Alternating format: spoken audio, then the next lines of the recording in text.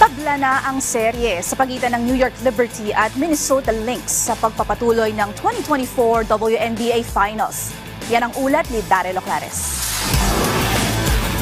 Matapos ang mapait nilang pagkatalo sa Game 1 noong nakaraang Biyernes, nakabawi ang New York Liberty kontra sa Minnesota Lynx. Kasunod ng kanilang 80-66 na panalo sa Game 2 ng 2024 WNBA Finals nito lamang Lunes. Maagang nagparamdam ang New York sa first quarter na agad na nakapagposte ng 10 puntos na bentahe kontra sa Minnesota. Sa huling 4 na minuto ng laro, napababa pa ng Lynx ang kanilang hinahabol sa dalawa, pero isang 12-0 run ang pinakawalan ng New York upang selyuhan ang kanilang panalo sa Game 2. Isang all-around performance ang ipinamalas ng star forward na si Breanna Stewart na nakakolekta ng 21 points, 8 rebounds, 5 assists, kasama pa ang WNBA record na 7 steals. Sa post-game press conference, sinabi ni Stewart na bagamat sa bakod ng Lynx isasagawa ang Games 3 at 4, hindi naman ito alintana ng New York.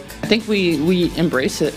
You know, we like it when it's loud. We like it when it's difficult. And as we did tonight, when it's so loud that you can't hear, you know, just expecting that when we go to Mini, obviously hopefully it's going to be an incredible atmosphere for both of those games. Para naman kay Lynx forward at reigning Defensive Player of the Year na Fisa Collier, punteriya nilang makabawi sa harap ng kanilang home crowd. Excited to go home, play in front of our crowd, and we have to respond. We have to come out playing better than we did in these 2 games.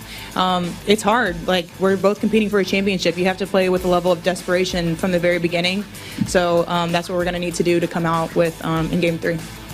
Magbabalik aksyon ang New York at Minnesota sa Game 3 ngayong Huwebes, ganap na alas 8 ng umaga oras sa Pilipinas. Daryl Oclares para sa Pambansang TV sa Bagong Pilipinas.